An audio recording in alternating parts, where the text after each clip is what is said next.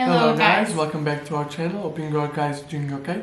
So if you read the title of this video and you already follow us, you know this type of content is a little different to that we are used to. Yeah, usually we have like this amazing background of the city and giving you all the best tips on what to visit. But today we'll be talking about money. My name is Guilherme. I'm Joana. And we are a Portuguese couple. We'll be saving up and traveling around Europe. And we started our journey 2 months ago.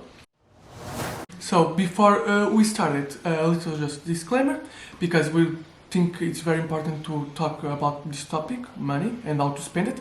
But every person has the way to spend money, and this video is about our own look about how to spend money. Yeah, and our experience, where do we think it's more valuable to us. Yes, useful for you guys. Yeah. So let's start it. Okay, let's move to the desk. Here, okay, so first of all, I want to say that we were in Italy for 26 days. And yeah, Italy is not a cheaper country to visit. I don't think it's over the moon, but I don't think it was affordable at all.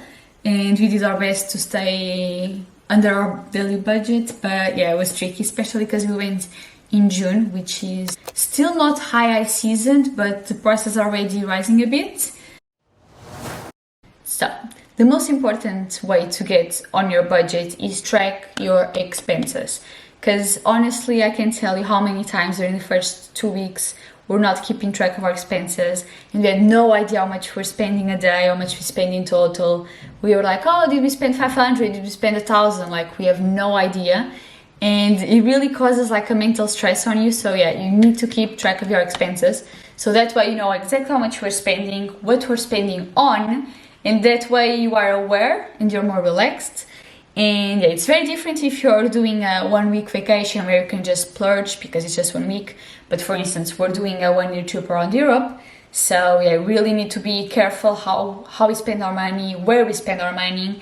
And yeah, so the first app we use is the Travel Spend, which is a very good app. Every time we're spending money, for instance, if we're buying a museum ticket, one of us is buying the museum ticket and the other one is just click on the app and just put the value. It's a great app because not only you can put what's your daily goal, and then it says, for instance, like if you're overspending that day or if you're underspending, but you can put how much money you're spending, and if you're spending in each category. For instance, they have transportation, they have activities, they have flights, they have coffees, which is very useful.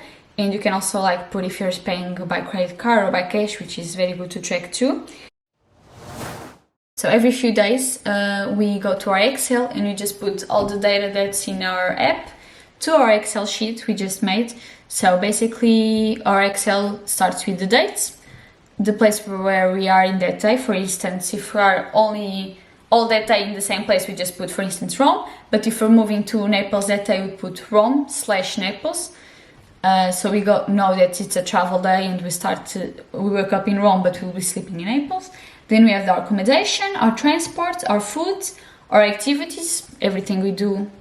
And then we have our extras, which is basically where it's a category where you don't fit in any of the other ones. So, and then we have the total of that day. And then we have basically our average, our budget, our daily budget for Italy was 52 euros, which is a lot. But like I said, it's not a cheap country and we are 2 people. So I think it's not that bad of a budget. It's 67 euros per person in Italy. I don't think that's bad. Basically, this column tracks how much we spend compared to our budget. So for instance, our budget is 53 euros. So if we only spend 48 euros, it means that we saved 5 euros. And then we have our track, which basically accumulates how much compared to our budget we're saving or overspending. And then we go into more detail of our accommodation, because it's very helpful for us to keep track if we're staying more in hostels, if we're staying more in Airbnbs, if we're staying in private rooms, if we're staying in dorms. Our transportation detail, which is basically if you're going on a bus, if you're going on a train, if you're going on a plane. Our activities detail, basically it's all the activities we paid for, not the free ones, we just put the ones we paid. And then the extras detail. Okay, starting in the accommodation, honestly, our average per night was about 35, 34 euros, which was a lot. But again, Italy, you can find much cheaper. And we were actually surprised, thought we'd just be doing hostel rooms most of the time. But since it's 2 of us, for instance, most were like 15 euros per person. So a night was already 30 euros. And after that, you still have to pay the city taxes of the hostel, which are normally 2 to 3 euros per person per night. So it was a total of like 36 euros. And for that price, honestly, we could very easily find private rooms, which we prefer just because we have to edit and do all the things when we get home, which is a little more hard to do when you're in the dorm, especially at night. But yeah, we still stayed in a few dorms and had a great experience. But yeah, in Bagno Regio, which you didn't see, I'll leave the link here. We paid more. We only booked a day before, and honestly, it's kind of a remote area, so it's not that competitive. Like for instance, the big cities, we have all the hostels, and we didn't have that there. So we booked the full apartment, and it was 67, which was crazy, but we really wanted Sisto. I think it was worth it. So Florence was a more expensive city. All the things we could find was 40, 45, 50. So the cheaper we could find was this private room for 40 euros. And yeah, our least expense night was in Sorrento, which was our last night because we bargained, because we wanted to stay one more night.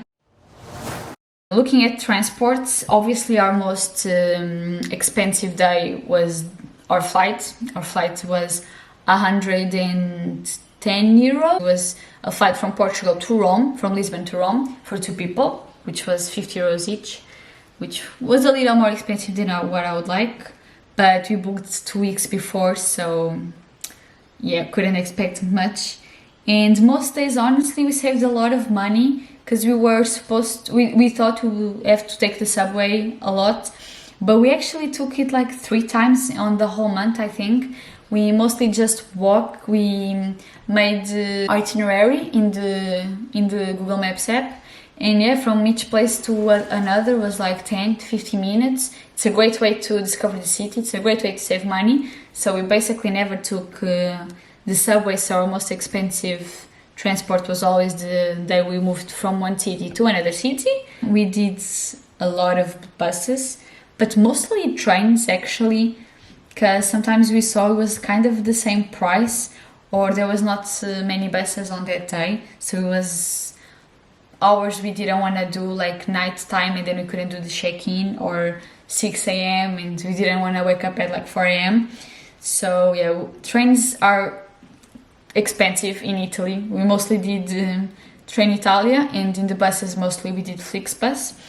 And yeah, some days, I don't know if you can see, but some days there's like a zero, because in Italy they don't allow you to pay the ticket on the bus. You have to buy before, but sometimes we didn't have a station around, so we just walked in and asked, oh, can we buy a ticket here, or can you tell us where to buy it? And they just said, oh, you can come in. So we just ride a few times for free, which were nice. The most expensive, yeah, it was when we were in the Sorrento, in the Amalfi Coast, to Bagno Regio, because we went south, and so obviously then we have to went from the south to like the middle of Italy. So yeah, it was 1 subway and I think 3 trains and 1 taxi, because we ended up losing the last bus. So that was an expensive day, which could have been a little cheaper if we didn't lost the last train. But yeah, basically every travel from one place to another was like 30 euros. Expensive, honestly. Traveled from one city to another in Italy, but we really wanted to get to know a lot of cities and not just do like 4 or 5 cities and stay there longer. We wanted to really get a sense of Italy. The food, I think we did very well compared to what we thought. We didn't eat much out in Italy, which we want to improve in our next countries, because we were already like, I don't know, in our minds we were already spending more than we should. So yeah, we felt guilty, so we only thought 2 times or 3 times, I think, and then we did a little bit pizza slices and things like that on the streets, but we didn't eat much. So we mostly just get hostels and private rooms who had a kitchen, and we just buy things and cook. So that was a good way to save money. When we arrived to a city, we would like spend 35 euros and just buy food for like all the 3-4 days we were there. So, and then we just go back to buy bread or milk or things like that run out. So that's why you see a big expense in the day we move, and then the other days are like 2 euros, 3 euros maybe. I think it wasn't that much expensive, markets in Italy. Were a little more expensive, but not as much as I thought actually. Activities. Actually, we spend way less than I thought.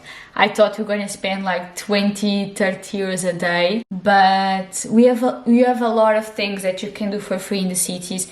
You can have the free guided tours, where basically it's a free tour of the city, but in the end you have to give a tip, but still it's cheaper than most tours. And we actually didn't none of that because we like to discover things on our own path. But we did a lot of churches, which are amazing and we love to see. And almost all of them are free, so that's a great. And even many like museums were very, very cheap. Since we live in the European Union and we are under 25 years old, we have a reduced discount, which is great, and it works in almost all of the European Union. And it's great because sometimes the museums were 20 euros, which we never paid, but reduced for only like 5 euros. And it was great because it allowed us to see more things for cheaper. So yeah, most days it's just zero because we just find things to do for free, or we went to the beach. Definitely our most expensive day was in Rome. We saved all the other days, but this day we spent 59 euros, which was crazy. But we really wanted to see the Capitolian museums, which was totally worth it. I'll leave the Rome video here if you want to see. And the Vatican museums are amazing. It was definitely the most expensive museums we ever paid, but it was unbelievable. If you go to the Vatican, you have to see. No matter how much is the price, you have to see. It was totally worth it. And it took a long time, so yeah, really worth it.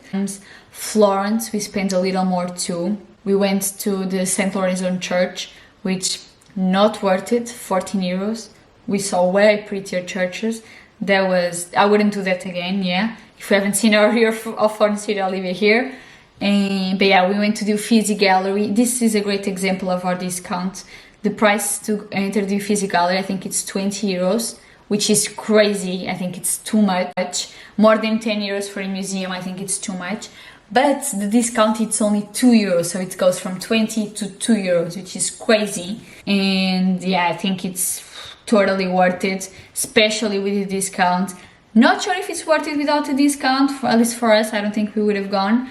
But yeah, this is why you need to really see Europe when you're under 25, because you save so much money. Also, we spent 20 euros, which was a little expensive too, but we really like it. Was our 3-year anniversary.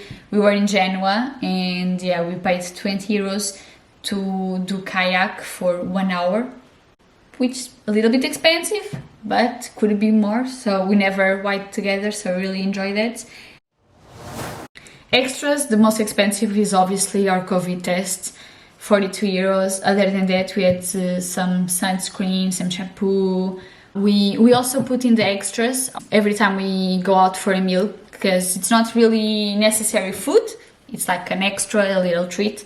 So we put that on the extra so we know how much we're spending eating out too. So we did a pizza in Naples, which was 10 euros. Then we did a slice of pizza, which was €1.